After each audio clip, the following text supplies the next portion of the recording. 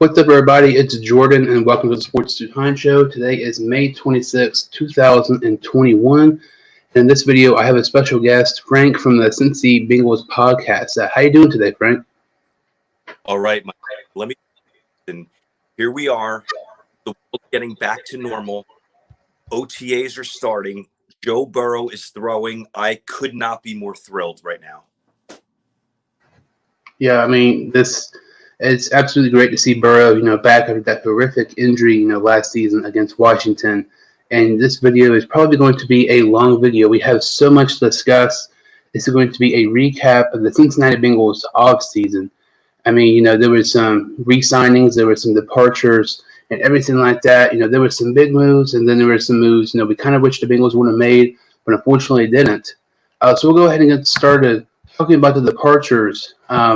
There was quite a few players, who did not re-sign with the Bengals. Some of those players actually included Bobby Hart. Everybody pretty much does not like Bobby Hart at all. Giovanni Bernard was actually released and signed with the Tampa Bay Buccaneers. That caught some people off guard, including myself, despite Bernard being cut and we saved a few million out of it. It was just really surprising to see a fan favorite like Bernard being cut. Shawn Williams signed with the Cardinals. John Ross with the Giants. Mackenzie Alexander goes back with Mike Zimmer to the Minnesota Vikings. B.J. Finney to the Steelers. William Jackson III goes to Washington on a major deal. Ethan Carter to the Miami Dolphins. Randy Bullock to the Detroit Lions. Christian Covington to the Chargers. Alex Redmond to the Patriots. Torrey McTyer to Washington as well. And Carl Lawson heads to the New York Jets. So what are your kind of thoughts on some of these departures? Are you kind of glad some of these guys are gone? How will you process some of these players no longer on the team? And were there any players in particular that you would really hope the Bengals would have ended up re-signing? Yeah, well, when you go down that list, there's some guys that it's like, okay, you know what, we're moving on. Obviously Bobby Hart's gone. We have Riley Reef now, so there's no loss there. You have the William Jackson trade-off with the Wouzier. It softens that blow a little bit. Lawson with Hendrickson, you kind of see it across the board. And I think Lawson and Hendrickson is an interesting one to think about because when you look at Carl Lawson, very likable guy, a hustle guy. He put up really good numbers early in his career. And even last year, I know on Bengals.com, they were talking about, they were promoting his stats as far as the amount of quarterback hits and pressures and stuff. But I think they wanted to see that translate to sacks. Even though he had those great numbers, always leading the league in pressures, you got to get home sometimes. And I think that's why they said, we're willing to part with you and get a guy who gets home a lot more than you. The 13 and a half sacks compared to, I don't even know what Lawson had last year, maybe 8, maybe even a little bit less. But so that, you can see the players that we picked up softened the blow for a Jackson and a Lawson. The players that I really wanted us to retain from that list, Mckenzie Alexander. I have been a huge proponent of him, and I knew nothing about him before he was a Bengal. I knew his name, but I knew nothing about him. And, when I watch and analyze these games, he was shining on defense. And the fact that he went to the Vikings for $1.1 million is just like, wow, that's such little money. That's like what we're paying to retain like Jordan Evans. I know different positions, but why not get a slot corner who can prove himself? Sometimes teams get in that mindset. All right, we signed Hilton, so now we don't need Mckenzie Alexander because they play the same position. But man, with all these multiple sets people are running, it would have been nice to have him there. For that kind of money, even if you sit him on the bench half the time, that would be a great value. So I think that was a big loss. And just one more guy from the list, Gio, fan favorite, great guy. But, man, he filled in really good for Mixon last year, like unexpectedly well. And he showed that he could be the bell cow in a pinch, even as he's getting up there in years. And I don't know. I don't know if it's worth saving the couple million, whatever, 4 million that they saved on him. I think he could have been a valuable piece. And we're going to see that in Tampa Bay with him out there with Brady and those receivers and, that whole offense. He's going to be lighting it up. And last thing on Gio, I was a little upset that they gave Chris Evans number 25. You'd like to see him. You always want to see, show a little respect. Don't give out the number right away. But anyway, so we see Chris Evans wearing 25. They're saying he's a good pass catching back. I guess we'll see. But those are my thoughts, Jordan, on the free agency departures. Yeah, you mentioned number 25. Before I kind of get into my opinions of it, it's kind of, Trent Taylor, when he was, had a tryout with the Bengals, he was given an 18 jersey. The Bengals ended up, signing Trent Taylor to a contract. He's not going to be 18, but for me, that's just kind of disrespectful. I know Green's no longer on a team, but at the same time, he's one of our best players in franchise history.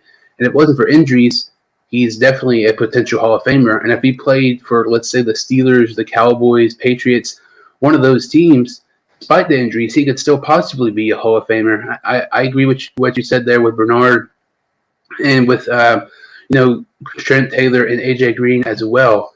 Bobby Hart, that was kind of expected to happen. All the Bengals fans, did not want him on the team. Giovanni Bernard, that was really, really surprising. I know it saved some money, and he did play great in the absence of Joe Mixon. He had a season-ending injury last season.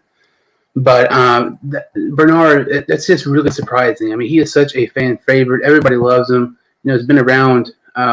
Honestly, you look at the roster now.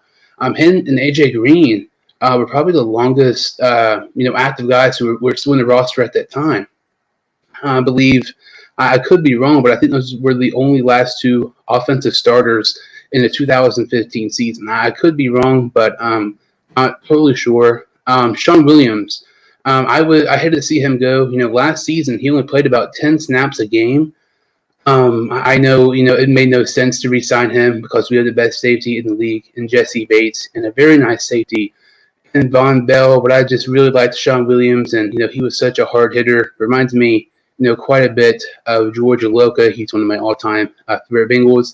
And Sean Williams was actually my logo, the Bengals page. And once he, signed with Arizona, I had to end up getting a new logo. It seems like every single time I get a logo of a Bengals player, the following season, they are no longer on the team. John Ross signed for the Giants. That was really, really surprising to me. I definitely thought, the Chiefs, maybe the Patriots, a team that could really use him well, would have picked Ross up. That was quite surprising. Did not think he would end up going to the New York Giants. Mckenzie Alexander, like you mentioned, I mean, $1.1 million, that is a steal.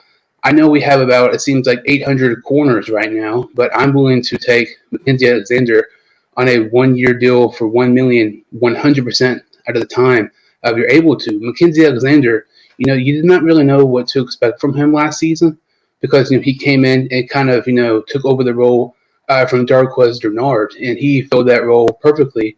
Alexander is one of the better slot corners last season, and I was quite surprised that the Bengals did not re-sign him. I know we signed Mike Hilton, and we'll get into that later, but I still kind of wish we would have had Alexander too.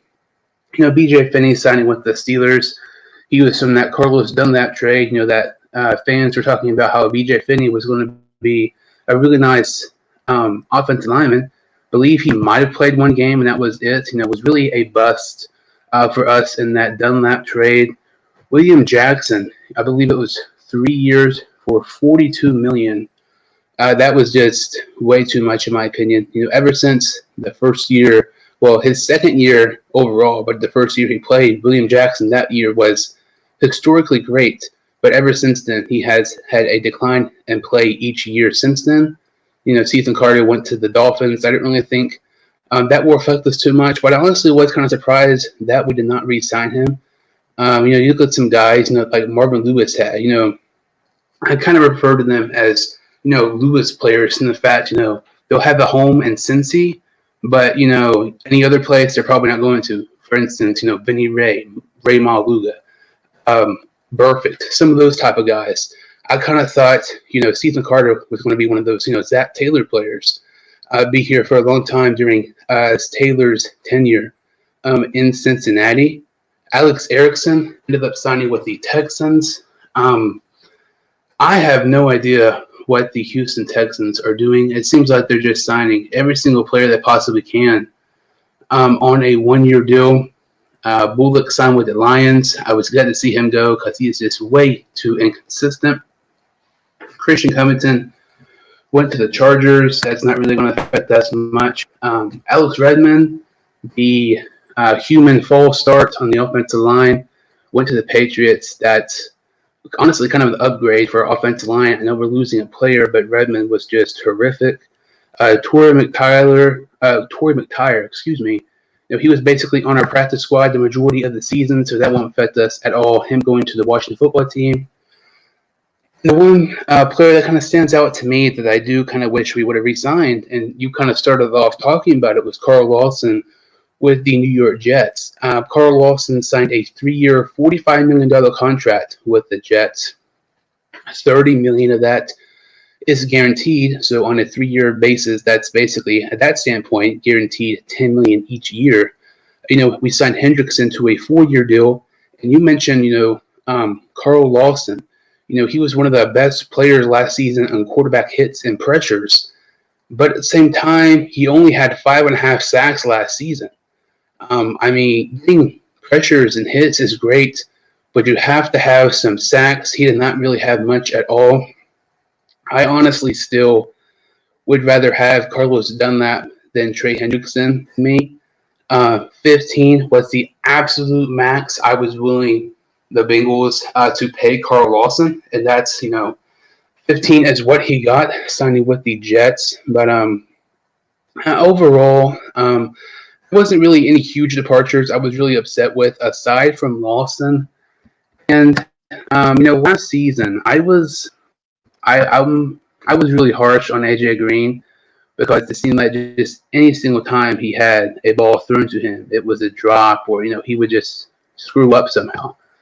But, I have my green jersey on right now, and it's just really going to suck, and it just seems so weird, officially seeing him in a different jersey. There was some practice in Arizona, and Green was in Arizona and OTAs. You look at the players in the past decade, Dunlap was traded, Bernard got cut, Dalton got cut, AJ Green's gone, going to the Arizona Cardinals.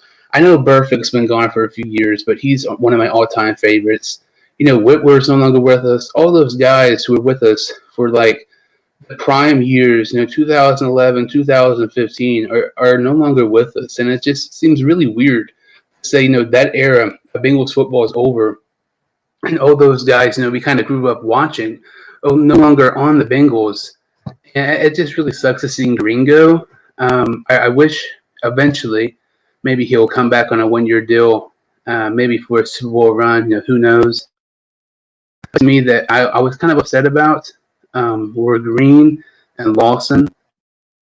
But aside from that, I'm not really upset from any other players. Maybe Mackenzie Alexander, but aside from those 3 guys, I'm kind of fine with the rest of the departures. Yeah, and you touched upon it. Just one thing I want to say, Vontaze Burfict was one of my favorite Bengals of all time, too. So I'm right there with you on that. And then, yeah, it was kind of like a changing of the guard. We watched Green, Atkins, Dunlap, Gio, Andy last year. All those guys that were in those playoff runs for those 5 years, they're all gone. But it looks like they're replacing them with some ballers. We'll talk about the draft picks. And, obviously you have I call them the Bs, Boyd, Bates, Bell, Burrow. Lots of guys with Bs coming in and going to make this team, a playoff team in the future. Yeah, it's just crazy, how much the difference the Bengals roster, the start of the 2019 season, that was the first game of Zach Taylor being a head coach in the NFL. And, in that game, Andy Dalton throws for 400 yards. That's the first time in Andy Dalton's career he has done that. And, it looked really promising, for the Bengals. Dalton throwing 400. We nearly beat the Seattle Seahawks in Seattle to start off the season. Unfortunately, we did not. But it's just really crazy. The start of the 2019 season, how many players have already, gone and left, and how many new players we have. That's sort of the 2021 season. And, we've done quite a bit of signings the past couple of years, with Zach Taylor. Being the head coach of the Cincinnati Bengals, that's something, that did not really happen often when we had Marvin Lewis as our head coach. And we signed so many guys, honestly, I did not think we were going to. Were there any players to you that maybe who were some of your favorite free agent signings that we were able to acquire in the offseason? Yeah, actually, going through the list now, I like Mike Hilton. You know, I'm a fan of that slot corner position. He was deadly for the Steelers on blitzes. So now you put Mike Hilton back there with Von Bell, two guys that are threats to blitz at any time. That's going to create a lot of unique and different pressures that's going to help us this year. You know, he's not now. As we sign up for Mike Hilton, remember, he's not a master cover guy. He's very good, but Mackenzie Alexander is a little more locked down than Hilton. So there's going to be times, I believe, where we get a little frustrated. He just let up a 13-yard pass on 3rd and 12. Those are going to happen, but the positives are going to far outweigh the negatives with him. And I'm very excited to have him aboard, and I always like getting someone from the Steelers. So, aside from BJ Finney, I mean, that was a total waste. I was so shocked. Going back to what you said earlier, I was so shocked that Pittsburgh picked him up so quickly because he was useless for us last year, and we needed help there. I mean, if he would have showed up in practice, he probably could have been in that lineup. So he wasn't showing up in practice, but the Steelers, I guess, still see something in him. But that's enough talk about him. Ogunjobi's a big pickup. You know, he's a player that's on the rise, had a good year, was a little bit of a Bengal killer in there. And we forget about DJ Reader from last year. You know, he only played, 4.5 games or so. Now you pair him up with someone like this. Now maybe we can start stopping that Cleveland run and the Baltimore run and, you know, maybe get a little more interior pressure. So I'm excited about him.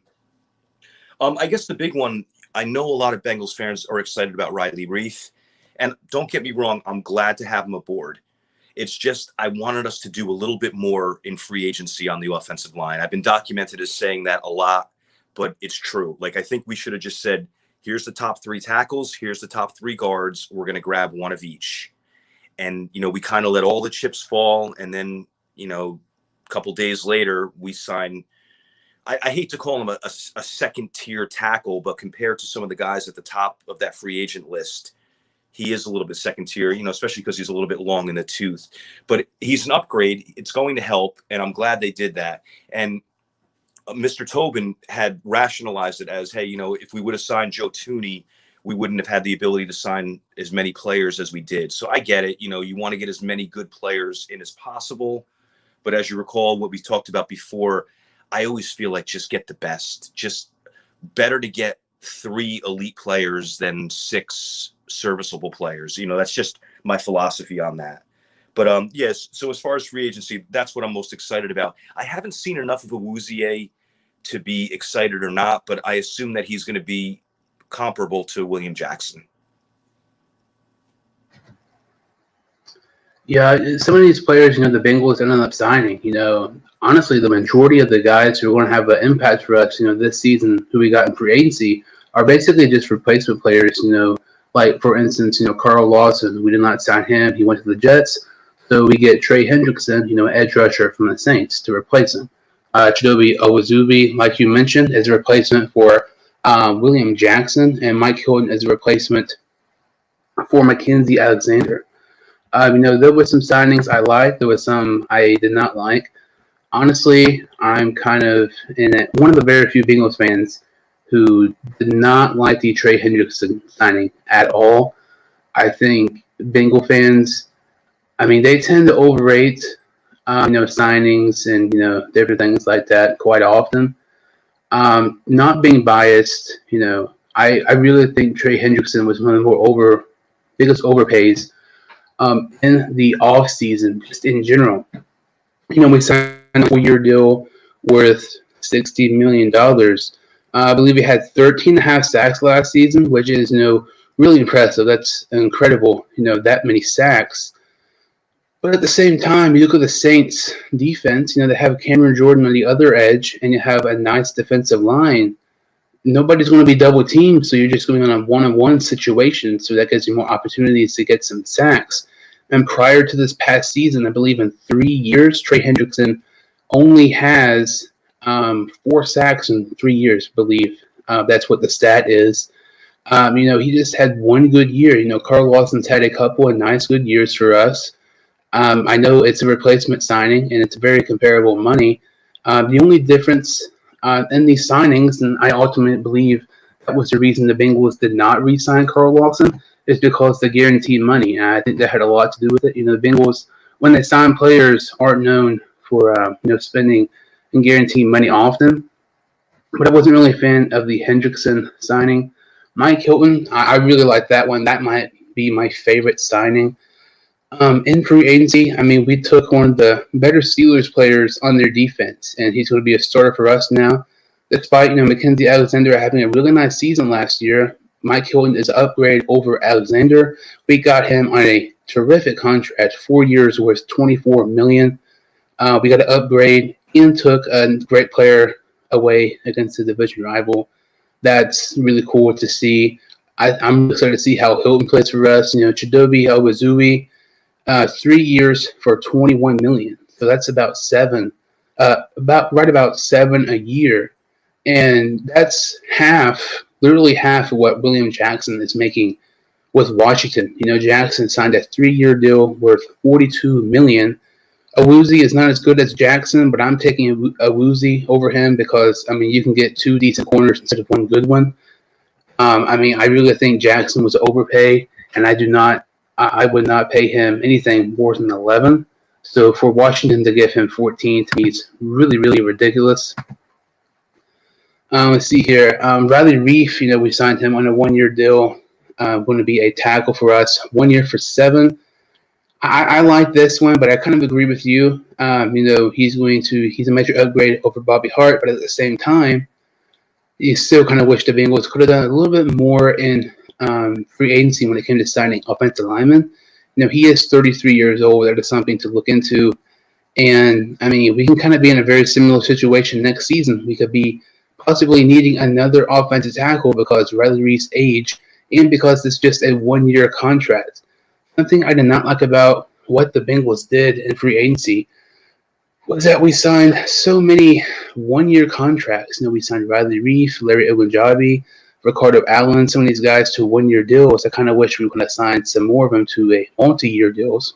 Yeah, Jordan, that's and go ahead. I'm sorry to interrupt you. The Bengals have done a lot of that in their history, where they sign players to 1-year deals, and you're wondering, wow, what's wrong with the guy? Why didn't you want to lock him up for a little bit longer than that? And like you said, we saw that with Mckenzie Alexander, even Ogunjobi with his age and production.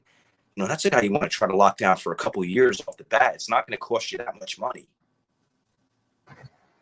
Yeah, absolutely. That's something I really have wondered why the Bengals do this. It seems like every single season there's at least one player, 1 or 2 players each year, and the Bengals sign a 1-year deal, and you're kind of thinking, that's cool, but we kind of know that player's gone 1 year from now. And that's kind of a situation with Riley Reef, this year.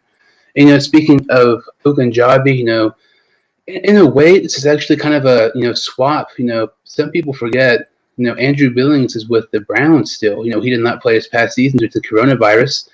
And, he was spent time, with us. He signed with Cleveland in the last year in the offseason. And we took Ogunjobi away from the Browns. Ogunjobi is a 1-year deal. I did not realize how much money this was. It was $6 million. I like the signing. I do not like the money at all.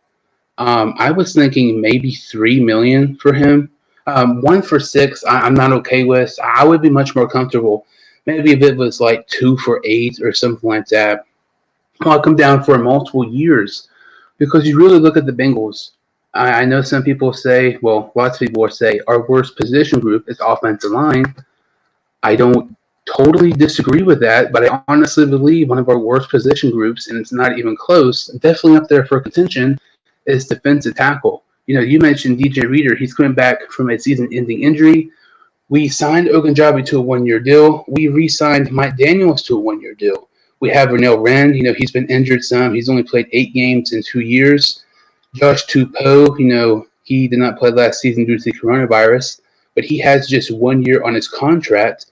And as of right now, Geno Atkins is a free agent. Who knows? We could possibly re-sign Atkins. But defensive tackle, if Reader goes down, we are in some deep trouble at defensive tackle position. And, speaking of some more, 1-year deals, we signed Ricardo Allen. It's a free safety. He is 30 years old, and the 1-year deal worth $1.5 million. I like this signing here. Gives a little bit more depth in the secondary. he's a player who's been in the league for quite some time. I'm kind of fine with that. Yeah, and also Jordan, he's really. I know you mentioned Sean Williams earlier, and in this case, he's really not a replacement for Williams because obviously Williams is a strong safety, Allen's a free safety.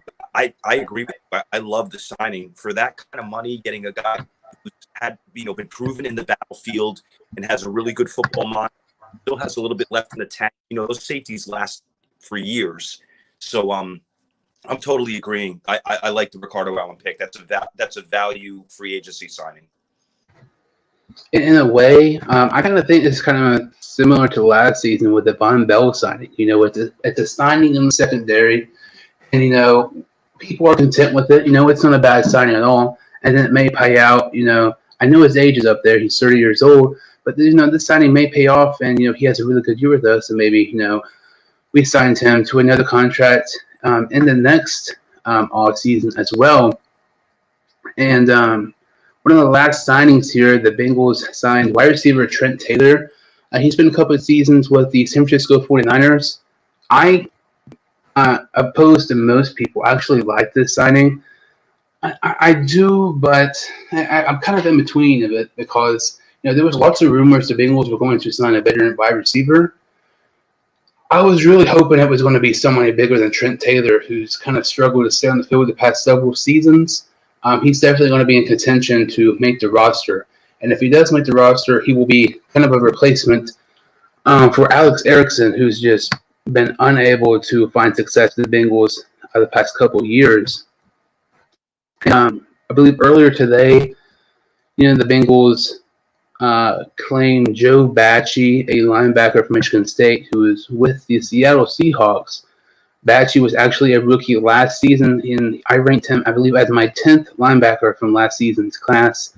I like that signing quite a bit. I really think Jordan Evans is in trouble because I think Bachie has what it takes to possibly make the team. I think he's really underrated. And I think, oftentimes when there's signings, Bengal fans overrate signings.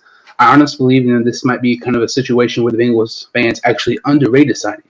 Joe Bachie is a very nice linebacker.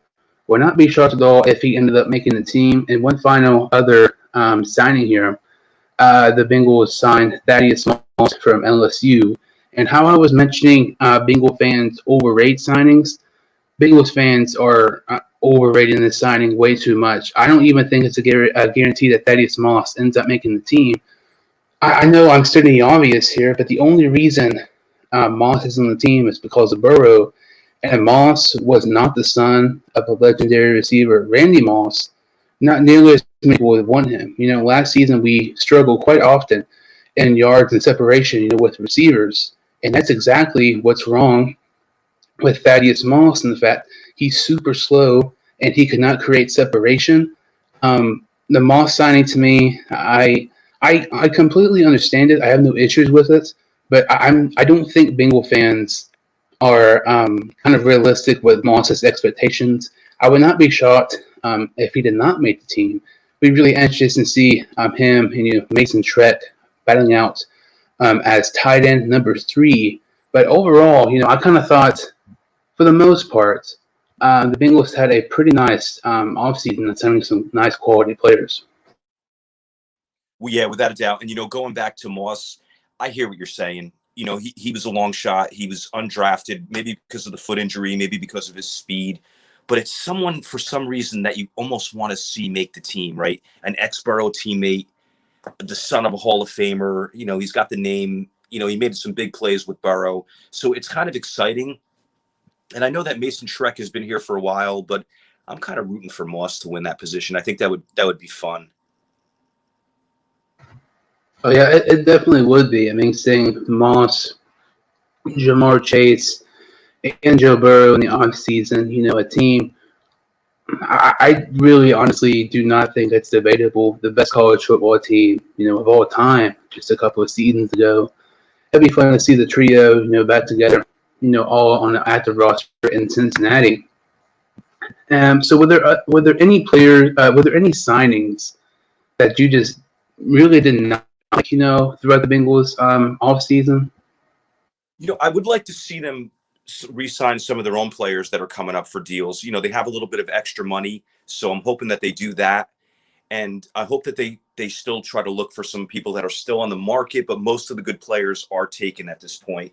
But as far as the players that we signed, I have no complaints about any of them. And I hear what you're saying about Hendrickson, because you don't know if that was all him or a product of the line that he was playing on. And there was someone on Twitter who posted, it was Bengals Talk, who runs an excellent page. And he had every one of Hendrickson's sacks from last year. So I went in, I watched them, I analyzed it. And, you know, half of them were like hustle sacks, where he didn't just blow by his guy. He's like fighting with his blocker, and, you know, the quarterback gets forced towards him. So I agree, you know, those 13.5 sacks are a little bit inflated by his teammates, you know, pushing the quarterback towards him. And then, you know, some of them he flat out beat his guy, and then some of them were just hustle plays. So, you know, it's 13.5 sacks. It looks good on paper. It might not, just like you said, it might not be what we think it is, but, you know, we'll see. I mean, he's going to have some help here. You know, hopefully Hubbard continues to play well, ups his game a little bit. Hopefully Reeder comes back healthy and is a force in the middle. You know, maybe you have your Tyler Shelvin in there, you know, just clogging up things and making things easier on the defensive end. So, you know, we can't predict it, but I definitely understand your hesitations about Hendrickson. But I'm just hoping that he's a 10-plus sack guy this year, you know, because, I mean, that's what we need. That's what we want.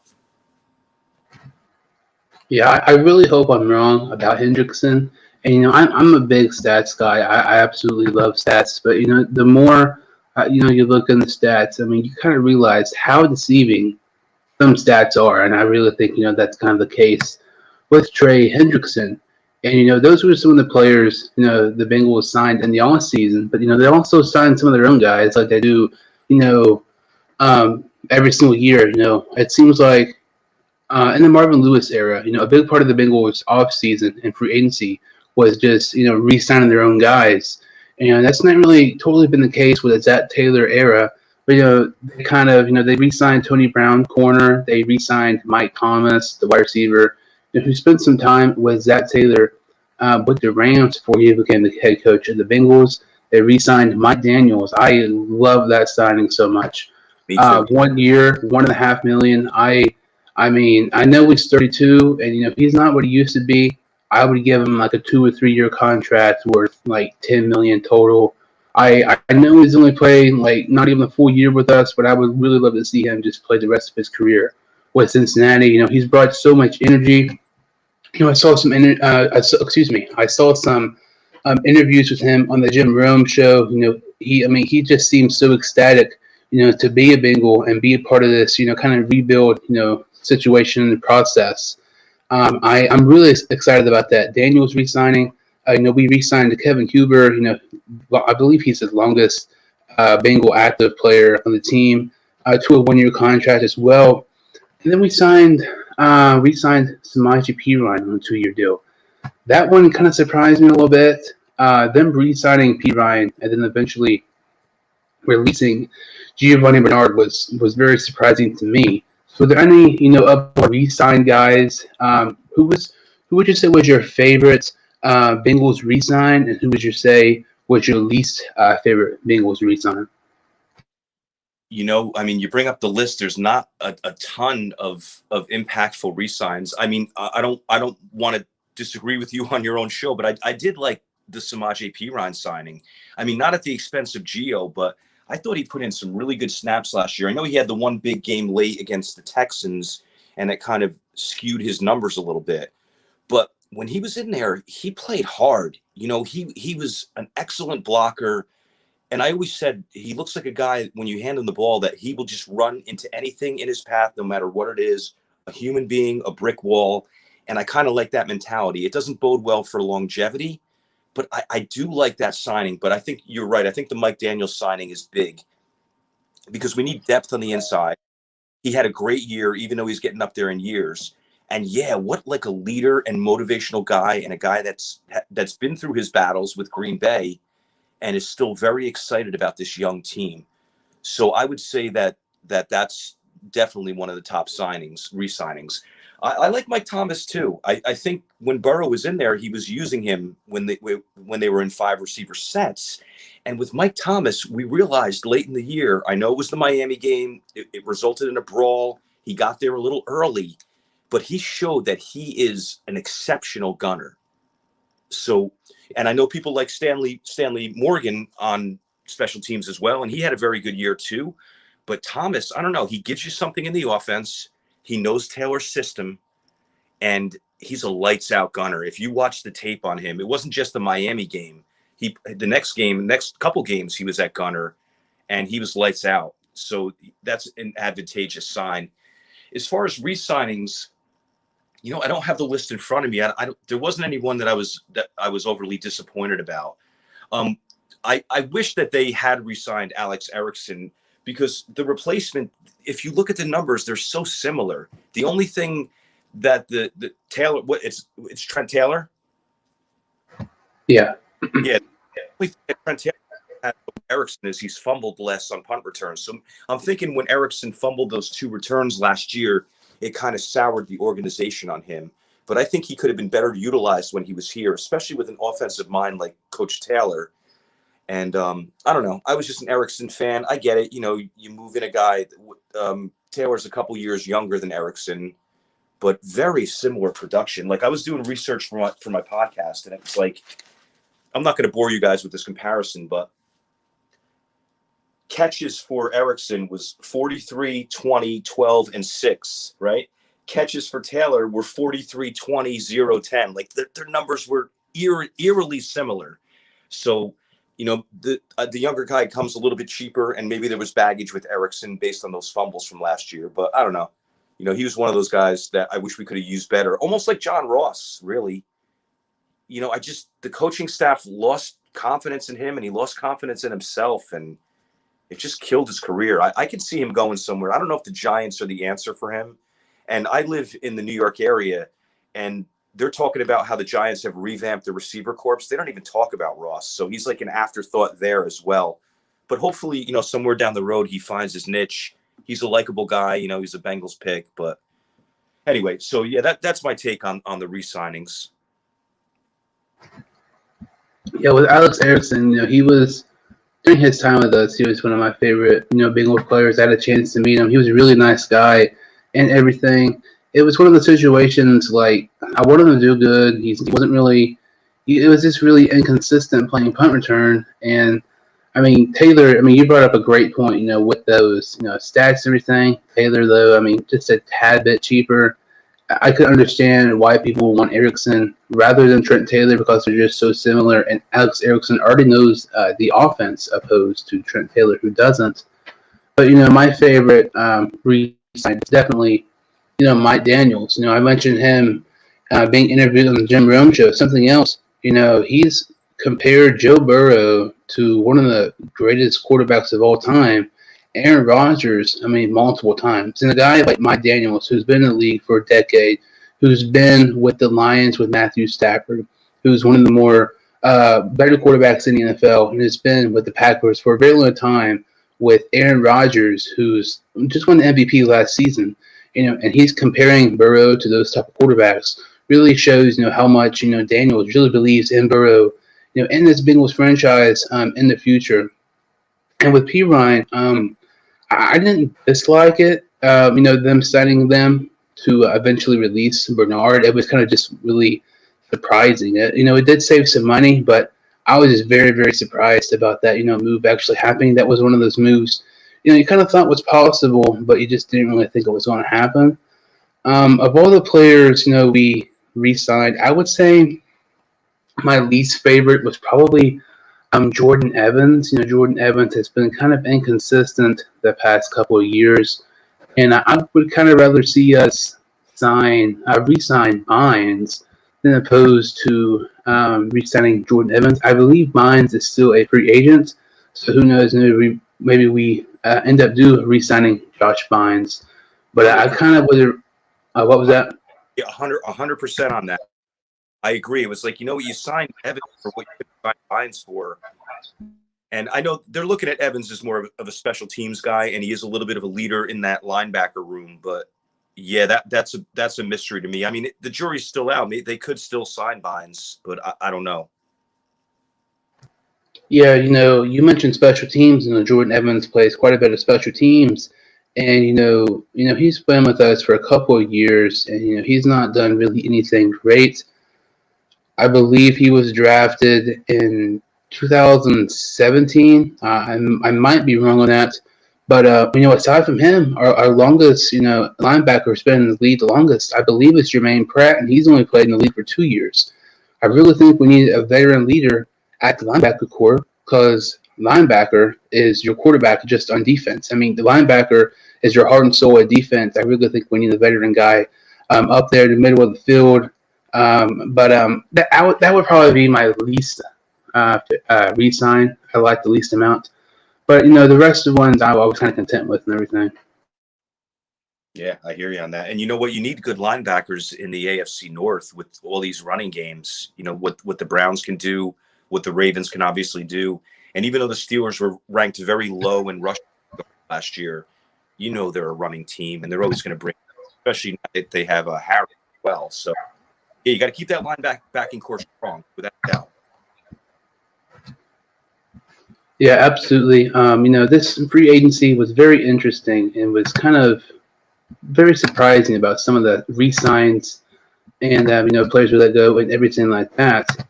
And speaking of interesting, the draft was very interesting. The Bengals took Jamar Chase, the wide receiver from LSU, in the first round. What were your kind of thoughts on the Bengals taking Chase in the first round? I was on record as wanting Sewell, but that doesn't mean that I didn't want Chase as well. So, I don't want to just be tagged as, oh, you were a Sewell guy, Team Sewell. It wasn't about that. Just grab the best player. My rationale for wanting Sewell was I was so upset at the Joe Burrow injury and the neglect on the offensive line last year that I just wanted to overcompensate. And I wanted them to bring in Trent Williams, and I wanted them to bring in Sewell and just make this massive, massive noticeable change, almost like the Chiefs did with their offensive line. I wanted the Bengals to do something similar, but I watched the tape on Chase. I watched the combine on Chase. You hear him talk. You hear him analyze the game. The hash marks in college and the NFL are different. There's more space. I mean, the stuff that he's saying, I'm thrilled. And that's how drafts are. Like I was saying about free agency, you want to get the top players. In the draft, I like to get top 50 players. Anything past that is almost a crapshoot. And if you look at the Bengals' history recently, not a lot of hits rounds 3 through 7. I know there's exceptions, but not a lot of hits. So you like to see them get as many of those premier players as they can. And they got one. They didn't pass that up. So now you're starting to build. Higgins, premier player, top 50 player. And Jamar Chase, obviously, top 5 player. Joe Burrow, number 1 player. They're starting to build with some elite players. Jonah Williams, number 10 or 11 in the draft. Hopefully he pans out and everything, but the goal is stock your team with good players. And they did that this year. So what I'm trying to get at is, even if no other picks work out, but Chase turns into our new AJ Green, different body styles, but you get what I'm saying. This would be a successful draft, just like last year. That was a successful draft. I don't know if Logan Wilson is going to work out. I hope he does.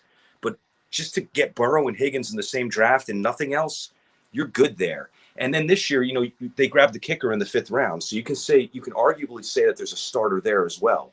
So you have an elite player in Chase. You have a starting kicker, best in college. Hopefully he translates that to the NFL. And, hopefully Jackson Carman wins that right guard position. And then you get 3 starters out of this draft. Maybe he kicks over to tackle later in his career. I don't know. But I think that's the positive. Now, the negative of it is I wish they didn't trade back. Like I said, if I'm going to ride with my philosophy of top 50 players, don't trade back too far in the 2nd round. Get the best player possible. So when they traded back, they slanted it. And I don't know what the reality was, but they slanted it as we got the guy we wanted, even though we traded back. And I don't know if that's just public relations, doing damage control and justifying what they did, or if Carman, they actually had rated higher than some of the guys above them. I don't know the answer to that. We'll never know the answer to that. But I'm a fan of what the Patriots did. I'm a fan of saying we'll trade 2 4th-round picks for, to move up high in the second round. Like, that's more my philosophy than trading down and getting, more mid-round players. It goes with that. Get the best players. 3 great players are better than 10 good players, whatever numbers you want to use in there. But I don't know. I think Jamar Chase mixed with Joe Burrow, to get back to that point, is going to be monster. And I like the way he plays because he can catch, he can run past you. He runs great routes. He's a heady player. But the big thing is he's like a running back out there in the defensive backfield. He's one of those guys that he's not an easy tackle. And I think that's going to result in a lot of yards after catch and a lot of production. So, in a nutshell, I'm excited about the draft. I mean, we'll go more into the defensive line players. I know that's exciting, what they did on the offensive line. But in a nutshell, those were my immediate observations of the draft. Yeah, I was content with the Chase pick. I would have been happy with Chase and Sewell. And I know I've talked about, for the most part, I try to stay realistic. But honestly, I mean, most people did not think he was even going to be at number 5, and he ended up being the 4th pick overall. Out of all the players in the draft, I really wanted Kyle Pitts the most, number 5. He's a generational talent, and I really think that word is overused every single season in draft time. But I really think there's only about 2 or 3 generational talents this season, and Kyle Pitts was one of those guys. Unfortunately, he was not there with the Bengals pick, but even if he was available at the 5th pick, it would have been very, very, very unlikely if the Bengals would have took him there. But I'm glad with the Chase pick. I agree with you in a way. I kind of wish we maybe would trade it back a little bit, but not too much. Maybe trade it with a team, who has some draft capital. The Dolphins had some draft capital. Some other teams as well. The Jaguars did. A couple other teams. But I'm happy with the Chase pick. They did not take offensive line in round 1 like lots of people wanted them to do. But you mentioned Jackson Carman. Oh, I do not like that at all. I remember, when it happened, I messaged you and said this was very comparable to the Drew Sample pick several years ago. Yes. I understand you want offensive line to protect Burrow. That's great. But my thing is, there was reports that the Bengals liked Jackson Carman at 38, and you kind of talked about it, that was their guy all along. You should absolutely never fixate on one player in the draft in a certain round or a certain pick. At pick 38, Jackson Carman was one of the top 3 offense tackle available. At pick 46, Dylan Reynolds, the offense tackle from North Dakota State, who was phenomenal throughout the interview process in the game at the Senior Bowl in Mobile, Alabama. I really liked Dylan Reynolds quite a bit at 38. That was before we traded back, to get some draft capital, which, he was still there at 46. I've been very happy with that. I understand Jackson Carman is versatile. That is the one thing I like about him. He can play, maybe guard or tackle, but, he's been injured some. He did not even participate in his pro day with Clemson. For the most part, second round, you look at our second round picks throughout the past 5 or 6 seasons, we hit on them pretty much every single year, aside from Drew Sample. Tyler Boyd, Jesse Bates, lots of other guys as well. Andy Dalton, I know, was 2011, but for a second round pick, he was very successful. Jackson here, I was so mad about this pick. This to me is probably, not probably, it is the worst pick of the entire Bengals draft. And I know I want the Bengals to improve offensive line. I know it's kind of hypocritical of me to say I want offensive line and then to take one, and I'm upset. But you kind of mentioned top 50 players available. The Bengals picked 46th overall, and that's where they took Jackson Carman at. Despite being a top 50 pick, Jackson Carman was nowhere near a top 50 talent. And the fact that they were willing to take him at 38, I know we traded back and we got more players out of it. But I really still do not like this, selection and trade. I would much rather have us take maybe Dylan Reynolds at 38 instead of getting Carmen and two other guys. Kind of like you said, you take best player available instead of three okay guys. Did not like that pick at all in the second round. No, I hear you on that. I mean, I was seeing him ranked in the 90s, but I mean, everyone has their different rankings, so I'm not going to totally go off that. But I was shocked. It was almost, similar to when they got Ogbuehi years back. I was like, they're taking him with whatever, the 17th pick or whatever it was. It was like there's so many other guys available without injury history and that are much more highly ranked. But, I guess maybe they're a little bit stubborn with the scouting department and they're saying, hey, these are our guys. We don't care what the national media and everyone's saying that this is what we want to do. But again, with that perception out there, they probably could have gotten Carmen in the third round or maybe traded up in the third round to get him as opposed to the second round. But yeah, there were some very highly ranked players that they passed on, and I was shocked at. As it was going on, I'm looking at the screen and it always has best 10 players available.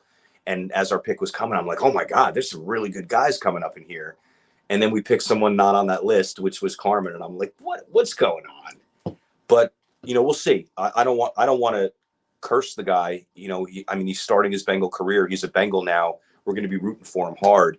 And if he can pull it together and be a really functional guard for us, he's going to be a great asset. He was protecting Lawrence for a couple of years. So hopefully that translates to the NFL. Yeah, I really do hope I'm wrong about Jackson Carmen, but we'll have to see how he plays with the Bengals. And throughout the draft, my philosophy is simple: best player available. I don't care if it's a position that you're already set at. If there's a player who's just too good to pass up, you take him. And that's kind of been the Patriot way throughout the years. Bill Belichick. That's part of the reason why they've won so many Super Bowls throughout the years, is that they've continued to take best player available. It might not be a team need, but you're taking BPA, and that's what you always should do. And that was not often the case at all for the Bengals. Honestly, the only time it actually happened was in the third round, and it took edge rusher from Texas, Joseph Osai. I really like this pick here. This could possibly be a replacement for Sam Hubbard. Sam Hubbard is a really nice edge for us, but he only has 1 year on his contract. Joseph Osai was to many a top 5 edge rusher, and this edge rusher class was just so talented. So many teams had a different big board. We saw Peyton Turner from Houston go in the first round. That surprised everyone. He was in the third, and Osai, who's a top 5 edge, drops to pick 69 overall. We got a steal there. That you knew the Bengals are more likely going to get Chase, but to me, I would say Osai. I was probably most content, most happy with Joseph Osai. All the picks the Bengals took in the draft, I really think it's a team need. That's best player available. Anytime you have a chance to do that, you 100% do it. Yeah, and they were coming into the year light at defensive end. They only had a couple guys that were still on the roster. And I knew they were going to do something in the draft, but they literally grabbed 3 of them. And, I'm hoping one of them pans out. It's looking like Asai is going to be the favorite. Camp Sample has some good tape as well. Hubert had good production, but, they're going to add 3 new guys to that room and, wish for the best. So I think they were in a position where they had to do that. And I'm glad that they went abundant there. That's what I wanted them to do on the offensive line. And they did, but more with later picks, what they drafted a 2, a 4, and a 6 on offensive line. I don't know. I would have liked to have seen a 1 and a 2 or a 2 and a 3, but that's just me. Yeah, to continue on here on this, Bengals draft, kind of recap. In the 4th round, they took the lane edge rusher Cam Sample. I was not really a fan of this pick at first because I thought there was so many talented edge rushers. We could have got one in the later round. Not as good, but there was just so many really, other positions who, players at positions who should have not been there. I don't dislike it. I think it's good, but I'm content with it. I believe he was defensive player of the game in the Senior Bowl. The following pick after that, the Bengals just had to pick 7 picks. Oh, excuse me, 11 picks after that. They took Tyler Shelvin, a defense tackle from LSU. This is kind of a similar situation. This to me, he reminds me he's a replica of DJ Reader, in my opinion. And I know our position group at defense tackle is thin, but there was lots of great defense tackles that are available. There was also some really good corners, wide receivers, tight ends there. Brevin Jordan, who I was all for taking a tight end in the draft. Brevin Jordan was arguably, I would say, probably was the best tight end prospect available from Miami, Florida. He had a horrific pro day with Miami, but if it wasn't for that pro day, he would have been drafted much higher. I kind of would rather see them taking best player available rather than taking Shelvin. I'm fine with the sample pick, but to me, it kind of just seems like the past 2 seasons, the Bengals are only watching film of the Clemson LSU national championship game. We took Burrow and Higgins, we took Jamar Chase and Jackson Carman. Tyler Shelvin. It's just kind of weird, how many LSU and Clemson guys we have now. But I like the sample pick, but I'm not that really excited or ecstatic about the Tyler Shelvin pick.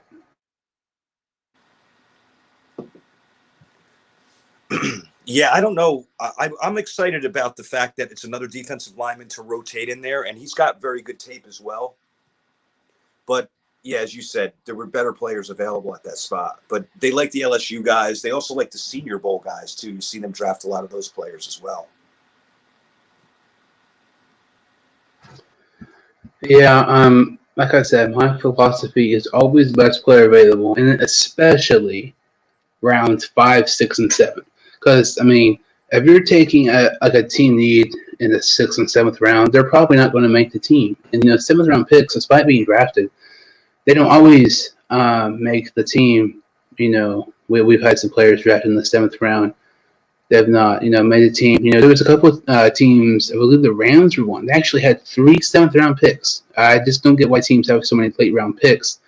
I decided not to trade some of them in a package deal because not all those guys are going to be ended up making the team and everything. So as we continue here, Jordan, what was that? Cycle guys out. Like think about what the Bengals did. They have Trevon Williams, a 6th round running back from 2 years ago, and then they draft Chris Evans now, a 6th back. It's just like some guys have to stick. You just can't keep rotating players out like that. I guess if you don't believe in one, you draft another one with similar specs. But eventually, start spinning your wheels and you don't have any continuity as well. It's kind of a fine line. I like to inject new blood, but I hate when they just take late round picks, like guy in there 2 years later, and the first guy never got a chance to develop. Exactly. Trevon Williams has waited so long to just get his first attempts. During his last season with Texas A&M, I believe he had 17 rushing touchdowns. 19 rushing touchdowns and 1,700 rushing yards. I believe that was the most rushing yards in SEC history in a single season, or something crazy like that. And he just took his first rushing attempt in his 2nd season, had some nice production, but it seems like they're already possibly getting a replacement for Trevon Williams taking Chris Evans from Michigan, which I was not really a fan of that pick. This is super, super embarrassing. Over 20,000 followers, not a single freaking person on here. But as we continue here, I've actually had another 4th round pick, taking Dante Smith, the offensive tackle from East Carolina. This was a part of their trade with the Patriots. I like this pick. Dante Smith was the best offensive tackle available. I think he may. He's not going to start, obviously, the first season. I think it's a possible player. Who knows? Maybe once Riley Reef's gone, maybe they trust Dante Smith enough to possibly start him next year. He's had injury issues, but overall, I'm kind of fond. I like the Dante Smith here pick quite a bit here. Yeah, the Bengals are pretty high on him as well, and they say long arms. a frame that he can add some weight onto, good footwork. So, yeah, you never know. Again, he's a later round pick, so we can't just bank on him being an instant starter, or even a starter within a couple of years. But let's cross our fingers. Maybe Frank Pollock can develop him. That's a common theme. We always want Pollock to just develop everything. But, the guy's got the specs, and, we'll see what happens with him. So in the 5th round, the Bengals only had one 5th-round pick, and they took Florida kicker Evan McPherson. And then in the 6th, they took Trey Hill, the center from Georgia.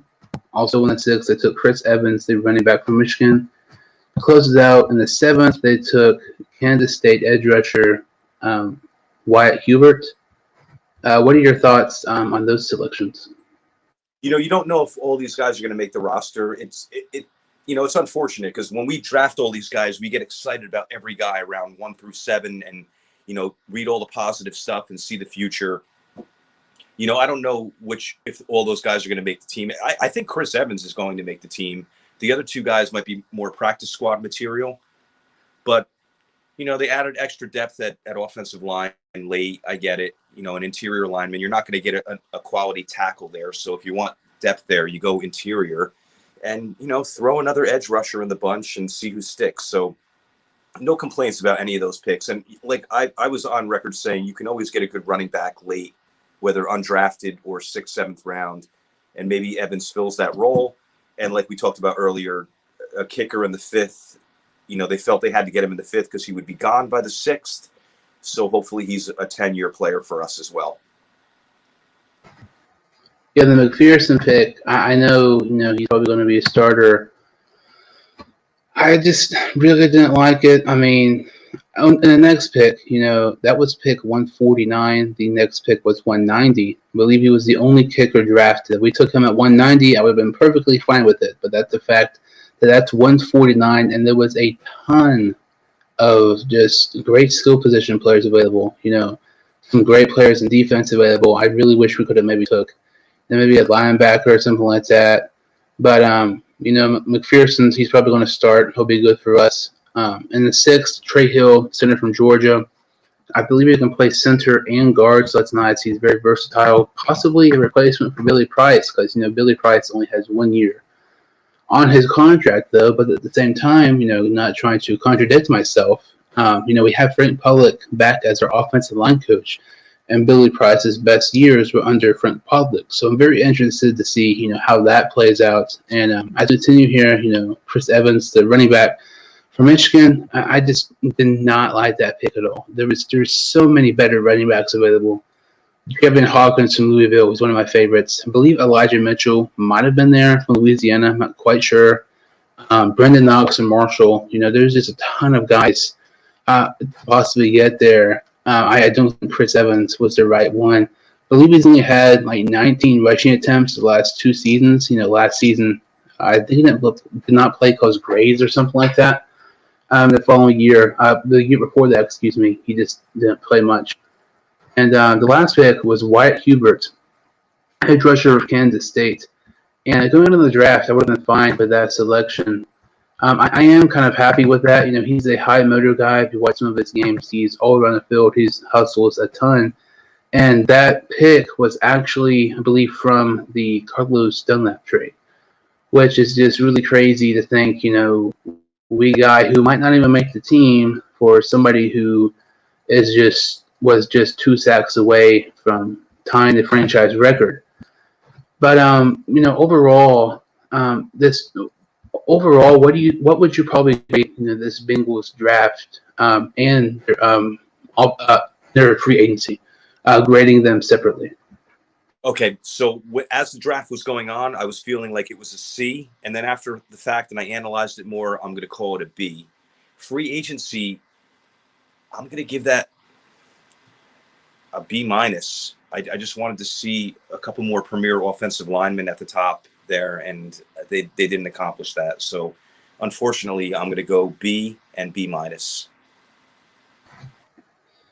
Yeah, the draft, to me, throughout the draft, I was mad for the most part. I would probably give it a C. I like the Chase pick. The Simple one wasn't bad. Joseph Osai was definitely the best value pick, my opinion. I would give the draft a C, and then in free agency, I would probably give it a C or a C plus because you look at our free agent signings, like I mentioned, Owazui, Mike Hilton, Trey Hendrickson, all those guys were just replacements. I mean, Mike Hilton is an upgrade over Mackenzie Alexander, but you can make a case that Carl Lawson is better than Trey Hendrickson. You can make it William Jackson is better than Zui, or how you say it, from Cowboys. We signed him. So I really think just the majority of the star players we got in free agency are just guys who are coming in who are not as top tier guys as some of the guys who left, and some of them aren't even as successful as some of the guys we lost in free agency. I would give the draft a grade C, and I would probably give the free agency a grade C as well.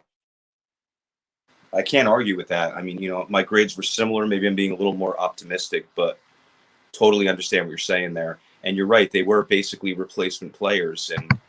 But I mean, if they didn't replace those players, we'd be in trouble. So they kind of had to do it, right? You let William Jackson go, and that you don't have a number 1 or number 2 corner. They had to do something about that. You can't let a pass rusher go on an already thin off defensive line. So it makes sense with Hendrickson. You get rid of Mackenzie Alexander, you have to replace him. So, I mean, at least they replaced the guys that they lost. But I agree with you. The jury's out on whether it's an upgrade or, just basically the same players with different names. Yeah, so in this video, we kind of talked about, the Bengals departures, what departures will hurt the Bengals the most in the 2021 season. Some of the Bengals free agent signings, what players will impact the Bengals the most this upcoming year and will be a big part of the future. And we also kind of talked about the Bengals draft picks. We graded the Bengals free agency and the Bengals draft picks overall. That kind of does it for this video. So, Frank, can you tell some of the listeners we can follow you on social media? Yeah, you can find me on Twitter at Cincy Bengals Pod. And the name of my show is the Unofficial Bengals Podcast. Jordan, I love being on the show. I love talking with you about this stuff. We see a lot of things similar, and it's nice to talk to another knowledgeable Bengals host. Yeah, I appreciate it, you for saying that. Really appreciate you, taking the time of your day to join the show and everything. I'll put the link in the description below to follow Frank on social media, and make sure to go check out his podcast as well. Follow me on Twitter and Instagram, The Sports 2 Hunt Show. Make sure to like this video and subscribe to the channel. I would greatly appreciate it, and I will see you next time on Sports 2 Hunt Show.